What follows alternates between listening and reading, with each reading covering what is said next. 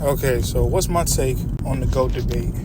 I ain't even gonna lie, I feel like this debate is extremely flawed, and there's too many factors that people move the goalposts for that it can never really be a sound actual argument that the entire basketball, I guess, media would agree on. Because I feel like for a long point in time, Michael Jordan was the one that was considered the GOAT, but now it's been people who either try to diminish what he did to put somebody else there, or people will, like I said, move the goalposts and try to be well, this person's better because they did something that was different in a different era, but then also not factoring in different things from each era. So I don't know. Me personally, I feel like as far as the top four, I feel like it's only 4 spots.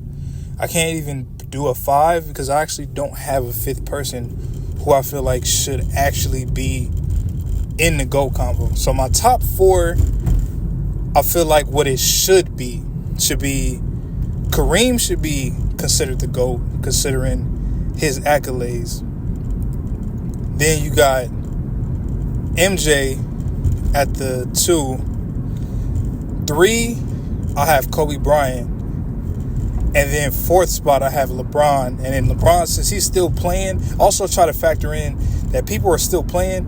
So I don't want to just be putting people somewhere and then they can move because of one championship or whatever the case may be. And I feel like the things that make people move up in these all-time lists varies, but people are too superficial where they want to make somebody move up because they scored 40 points, whatever the case may be. So I have Bron at 4, and then depending on how he finished his career, he can move up into passing Kobe, and then either 2 and then maybe 1, but I don't really see anything that LeBron can do within the next, let's say 3 years he plays, that he'll actually pass to get number 1. So that's just where I'm at as far as my top 4, or what I think the top 4 should be. I mean, my GOAT is Kobe Bryant, but also given the fact that, what he got, he learned from Jordan. So I'll put them as 1A and 1B. But Kareem, for what he's done for basketball, is, shit. For him to score 38,000 points and only make 2 threes in his entire career, it says a lot. And I feel like because he's not really that much of a likable person. And he's had a lot of issues with people in the past, so that takes it away. And also considering the fact that he wasn't really that flashy. He was kind of more like the Tim Duncan route. And no, I don't think Tim Duncan is in the GOAT convo. And I feel like Kareem wasn't as flashy. So that also takes away from kind of his, as people refer to it now, aura or whatever. But I definitely think Kareem, for dominating basketball from high school, from college, where he only lost 3 college games his entire college career, won every state championship. They had to literally change the rules so he couldn't dunk. So he had to do the sky hook.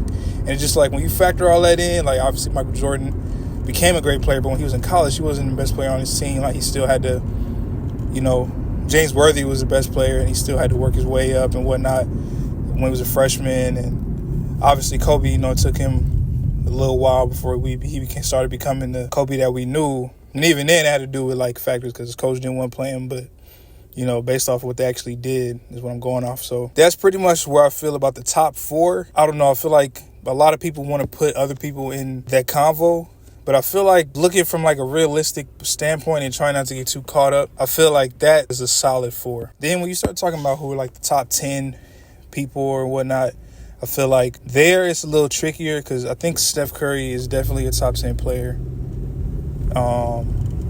But also, I put him over Larry Bird, and that was something I wasn't really sure about at first, but given him winning the championship, that kind of solidified that.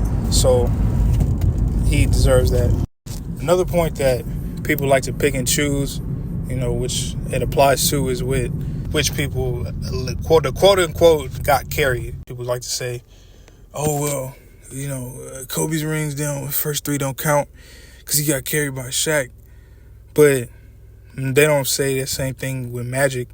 When you say Magic, you say he got 5 rings. You don't say, oh, he got carried by Kareem. Even though Kareem, That first finals in 1980 when Magic got finals MVP, I mean, he was putting up great numbers for a rookie, and he showed the hell out the biggest game in Game 7. But Kareem was he was the MVP of that year, and he only missed one game of that final series. He was the best player, the leader all the way through, and he was averaging like 33, 15, and like 4 blocks in that final. So I'm like, ain't no way that he didn't win that finals MVP. So I'm like, if I was him, I kind of also get why he would have felt the way.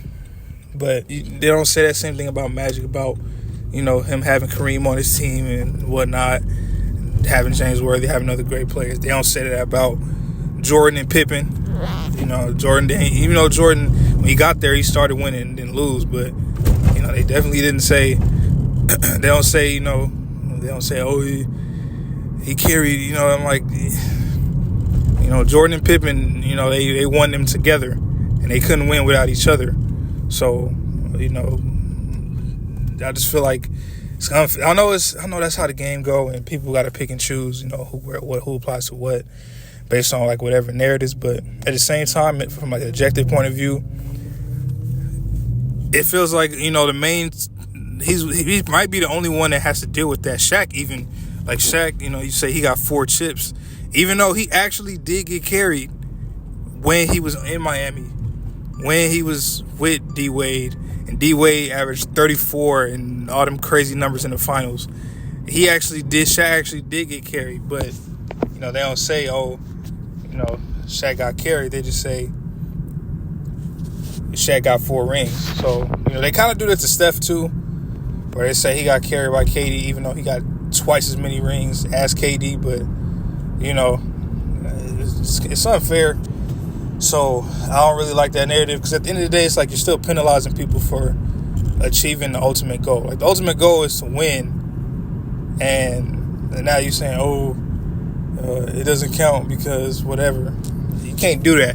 Or you give somebody more credit for being the best player and losing versus being either a 1B or a number 2 and winning. So I don't really like that narrative. While we're on the Shaq subject, I do think Shaq could have been in the GOAT debate. Like, I don't think it's any question that he's a top 10 player. But at the same time, I feel like he very easily could have been in the actual GOAT debate. But, you know, he kind of didn't really want to take it seriously. And it was like his actual natural talent was, you know, helping him get by. And it was helping him be great and be dominant. But, you know, when it was time to, you know, get older, you know, he didn't have them great habits. And so, you know, his body started breaking down, and then he kind of started to, you know, falling off after they won that chip in Miami. So I feel like if maybe a little bit longer past that prime, if he would have been, you know, in better shape and took care of his body earlier, he wouldn't have started flaming out then, and he wouldn't have been hopping from team to team, jumping to the Suns. I don't even know why he went there. The Suns, the Cavs, the Celtics of all time. Like, you went to the Celtics. So, I don't know. I feel like Shaq could have definitely been in the GOAT debate, but, you know, he didn't really... He already had a Hall of Fame career, so I'm not even saying, like, he doesn't deserve to be where he is, but I definitely feel like he could have been... If he wanted to be an overachiever, I think he could have been in the GOAT debate, which I feel like is definitely something that separates top 10 players versus being like, all right, you're in that upper echelon where you're an overachiever. I don't think there's anybody that's in that debate that isn't an overachiever, because everybody got supreme talent, but, you know what I'm saying, Vince Carter, T-Mac, whoever the case may be, but even Dwight at one point in time. But, you know, are you an overachiever when it comes to that? And I feel like Shaq wasn't enough of an overachiever where he could have pushed it to actually being in a GOAT debate, and he was cool with just being... He didn't want to be the best center. He wanted to be the most dominant. So I feel like that was the thing that kind of knocks him down from being in the GOAT debate. And honestly, what probably stopped him from having more championships, especially with Kobe, because he left the Lakers to do the exact same thing he could have just did as a Laker, let D Wade be the best player. So I don't know why he felt like he couldn't do it with Kobe, but, you know, definitely think Shaq could have been a little bit higher if he really, really wanted to.